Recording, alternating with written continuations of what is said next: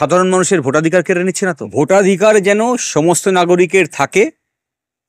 2, যারা নাগরিক নয় তারা যেন ভোটাধিকার প্রয়োগ করে দেশের ব্যবস্থায় অংশগ্রহণ না করেন। যখন নির্বাচন কমিশনকে বলতে হচ্ছে বিশ্বাস রাখুন, তার মানে বিশ্বাস হারানোর প্রশ্ন চলে এসছে। তাহলে নির্বাচন কমিশন বিগত দিনগুলিতে যে কথা বলছিলাম, তারা এমনভাবে এই নির্বাচন প্রক্রিয়া চালিয়েছে যে মানুষ তাদের উপর আস্থা হারিয়েছে, আদালতও আস্থা রাখতে পারছে না। তাহলে এই যে আস্থা হারানো, এই ব্যর্থতার দায় নির্বাচন কমিশনকে নিতে হবে। আর আস্থা ফেরানোর জন্যে যা যা করণীয় সেগুলো পজিটিভলি আসলে আমরাও ভাবছি কোথাও তো চক্রান্তের দ্বন্দ্ব পাচ্ছি, যে হঠাৎ করে এই সিদ্ধান্ত, অল্প সময়ের মধ্যে এই সিদ্ধান্ত, আর যে নির্বাচন কমিশন বিগত দিনে এত কিছু অ্যারেঞ্জমেন্ট থাকার পরেও করতে পারলো না। একথা সত্যি যে আধার আইন স্পষ্টতই উল্লেখ করা আছে যে আধার কার্ড কখনো তার সিটিজেনশিপ প্রুফ করে না। কিন্তু অ্যাট দ্য সেম টাইম এটা মাথায় রাখতে হবে যে ব্যবস্থাপনা আমাদের আছে, সেই ব্যবস্থাপনার নিরিখে যেন একজন নাগরিকও ভোটাধিকার প্রয়োগ থেকে বাধাপ্রাপ্ত না হয়। কারণ তার কাছে যে অল্টারনেটিভ আইডিজ আছে, যা ইলেকশন কমিশন নির্বাচন করে দিয়েছে, তা নেই। তাই নির্বাচন কমিশনকে সদিচ্ছা দেখাতে হবে। একথা উল্লেখ করতে হচ্ছে এ কারণে 2023 সালে সুপ্রিম কোর্ট যখন ইলেকশন কমিশনার কি করে নির্বাচন করতে হবে এই সংক্রান্ত মামলা শুনানি করেছে এবং জাজমেন্ট দিয়েছে। আমরা জানি Anup Bhanumal versus Union of India বোধহয়, সেই মামলায় উল্লেখ করছেন যে কিভাবে আমাদের দেশের নির্বাচন প্রক্রিয়া, নির্বাচনের যে ব্যবস্থা, সেই ব্যবস্থাটা নষ্ট হয়েছে এবং নিরপেক্ষ নির্বাচন কমিশন না থাকার জন্য সুপ্রিম কোর্ট এই জাজমেন্ট দিতে গিয়ে উল্লেখ করছে যে দীর্ঘদিন ধরে যে প্রক্রিয়া চলে আসছে যে নির্বাচন সংক্রান্ত কোনো বিষয় নিয়ে মামলা করা যাবে না যতক্ষণ না পর্যন্ত নির্বাচন প্রক্রিয়া শেষ হচ্ছে, এই ধারারও পরিবর্তন প্রয়োজন হতে পারে। যদি এমন কোনো সময় আসে যেখানে দেখা যাচ্ছে যে অপেক্ষা করলে আসলে এই নির্বাচন কমিশন কিছুই করবে না, আদালতের হস্তক্ষেপ প্রয়োজন, তখন আদালতকে হস্তক্ষেপ করতে হবে। ফলে বিগত দিনগুলোতে আমাদের নির্বাচন কমিশন সম্পর্কিত যে অভিজ্ঞতা, সেই অভিজ্ঞতা ভয়ানক। সাধারণ নাগরিক তার ভোটাধিকার প্রয়োগ করতে পারছে না, নামকে ওয়াস্তে নির্বাচন হচ্ছে, সেখানে নির্বাচন কমিশনের দায়িত্ব হচ্ছে ফ্রি অ্যান্ড ফেয়ার নির্বাচন করা। নির্বাচন চলাকালীন দেশের সমস্ত অফিসার যারা নির্বাচন প্রক্রিয়ার সঙ্গে যুক্ত থাকে তাদের সমস্ত কন্ট্রোল থাকে নির্বাচন কমিশনের হাতে। এই কারণে যদি কোনো আধিকারিক অন্য কোনো রুলিং পার্টি যারা শাসন ক্ষমতা আছে তাদের দ্বারা প্ররোচিত হয়, ইনফ্লুয়েসড হন, তাতে যেন নির্বাচন প্রক্রিয়ার মধ্যে আঘাত না হয়।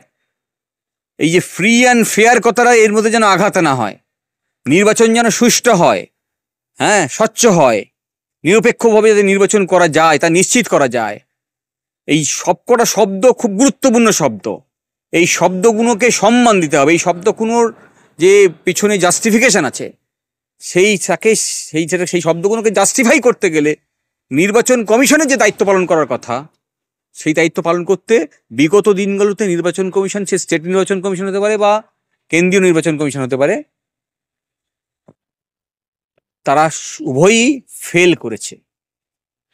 আর সে কারণেই যারা অপরাধী তারা এখনো ক্ষমতায় আছে। তাই যদি দেশকে রক্ষা করতে হয়, নির্বাচন কমিশন একটা নিরপেক্ষ সংস্থা। সংবিধানে তাদেরকে এই ক্ষমতা দেয়া হয়েছে এ কারণে, কারণ সংবিধান তৈরির সময় সংবিধান প্রণেতারা এটা মাথায় রেখেছে যে দেশের নাগরিক প্রতি 5 বছর পর পর এই সুযোগ পাক যে তারা যাতে তাদের পছন্দের প্রতিনিধিকে নির্বাচিত করতে পারে। এখন বুঝতেই পাচ্ছেন যে সেই নির্বাচন প্রক্রিয়া যদি অস্বচ্ছ হয় তাহলে এই সংবিধানকে রক্ষা করা যাবে না। আমরা তো একটা তো ডিরেক্ট ইলেকশন হয় যেখানে আমরা নাগরিকরা সরাসরি পার্টিসিপেট করে, সেই পার্টিসিপেশনে যদি কোথাও রোধ আসে, ব্যাহত হয়, প্রিভেন্টেড হয়, অবস্ট্রাক্টেড হয়, তাহলে এই গণতন্ত্র ভেঙে পড়বে। তাই সমস্ত নাগরিককে সচেতন থাকতে হবে। নির্বাচন কমিশনকে যে কথা ওরা আজকে আদালতে বলেছে সেটাকে লেটার অ্যান্ড স্পিরিটে মানতে হবে, যাতে সমস্ত নাগরিক তাদের voting rights adult franchise exercise করতে পারে। স্যার, কমিশনের আইনজীবী জানাচ্ছেন যে তাদের এই কাজটা করতে দেওয়া হোক, অর্থাৎ যে প্রক্রিয়া চলছে সংশোধনী সেই প্রক্রিয়া চলতে দেওয়া হোক এবং বিশ্বাস রাখা হোক নির্বাচন কমিশনের উপর যে তারা কোনো নাগরিককে, প্রকৃত নাগরিককে ভোটার তালিকা থেকে বাদ দেবেন না। তারা একটা অফিস হোল্ড করছে, এই কথাটা বলতে হচ্ছে এই অফিস হোল্ড করছে। তারা যদি বলেন বিশ্বাস রাখতে হবে, কেউ অন্ধের মতো বিশ্বাস রাখবে না। মানুষ বিশ্বাস রাখে অভিজ্ঞতার নিরিখে। যখন নির্বাচন কমিশনকে বলতে হচ্ছে বিশ্বাস রাখুন, তার মানে বিশ্বাস হারানোর প্রশ্ন চলে এসছে। তাহলে নির্বাচন কমিশন বিগত দিনগুলিতে যে কথা বলছিলাম, তারা এমনভাবে এই নির্বাচন প্রক্রিয়া চালিয়েছে যে মানুষ তাদের উপর আস্থা হারিয়েছে, আদালতও আস্থা রাখতে পারছে না। সে কথাই তো বলছিলাম যে 2023 সালে যখন সুপ্রিম কোর্ট জাজমেন্ট দিচ্ছে তখন আদালতও আস্থা প্রকাশ করতে পারছে না। আর সে কারণেই তো এতগুলো কথা লিখতে হয়েছে, 200-300 পাতা জাজমেন্ট ডেলিভার করতে হয়েছে। তাহলে এই যে আস্থা হারানো, এই ব্যর্থতার দায় নির্বাচন কমিশনকে নিতে হবে। আর আস্থা ফেরানোর জন্যে যা যা করণীয় সেগুলো পজিটিভলি করতে হবে, মানুষের কাছে পৌঁছাতে হবে, বার্তা দিতে হবে। আগামী দিনে তাদের কন্ডাক্টটাকে প্রমাণ করতে হবে যে আস্থা রাখুন, আপনার মুখের কথা কেউ বিশ্বাস করবেন। আদালত আর একটা কথা বলেছে, বিচারপতি বলেছে, নির্দেশ দেয়নি কিন্তু পরামর্শ দেওয়া হয়েছে যে এই যে আধার কার্ড, ভোটার কার্ড এবং প্যান রেশন কার্ড, এগুলোকে যেহেতু নাগরিকত্বের প্রমাণ হিসেবে ধরা হচ্ছে না, কিন্তু আদালত পরামর্শ দিয়েছেন যে ভোটার কার্ড, আধার কার্ড এবং রেশন কার্ডকে যাতে, এই ডকুমেন্টগুলোকে যেন মান্যতা দেওয়া হয় সেই বিষয়ে যেন ভাবনা চিন্তা করে নির্বাচন কমিশন। বিহারের ক্ষেত্রে দাঁড়িয়ে এই ধরনের মন্তব্য করেছে। আদালত সেই সাজেশন সবসময় দিতে পারেন। মাথায় রাখতে হবে নির্বাচন কমিশনও, আদালত যেমন সংবিধানে একটি স্বতন্ত্র বডি, তেমন নির্বাচন কমিশনও। তাই একটা বডি যে আমাদের কনস্টিটিউশনে যে সেপারেশন অফ পাওয়ারের জায়গাটি আছে, জুডিশিয়াল রিভিউ সবসময়ই হয়, আদালতের সেই ক্ষমতা আছে, কিন্তু এই সেপারেশন অফ পাওয়ার মাথায় রেখেই করতে হয়।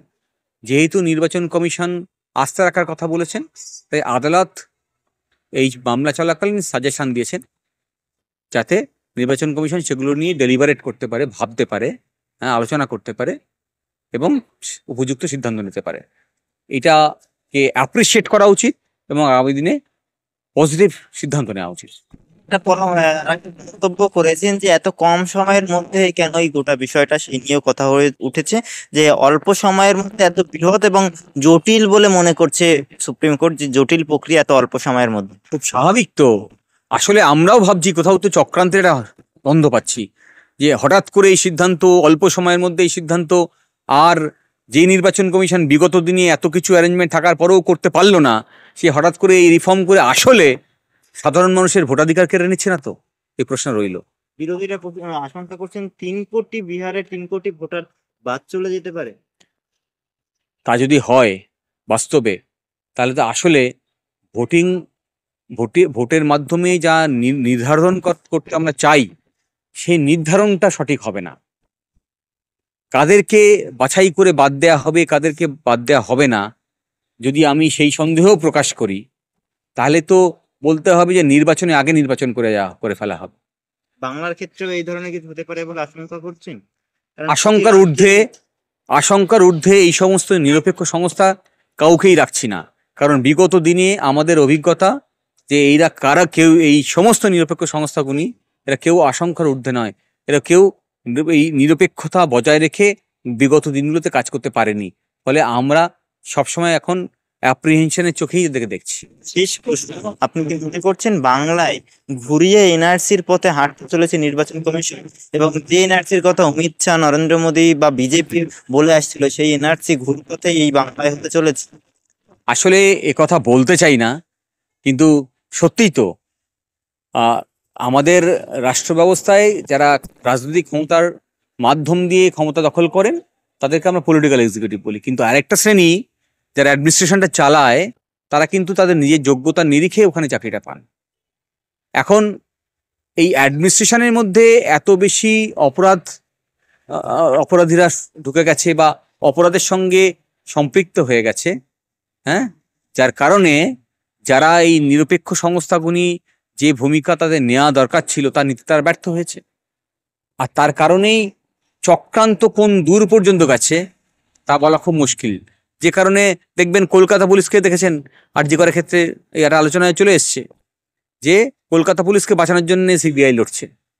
নর্থ বেঙ্গলে দেখেছেন মহিলা মোর্চা নেত্রীর সঙ্গে তৃণমূলের রাত্রেবেলা গাড়ির মধ্যে মদের আসর বসছে।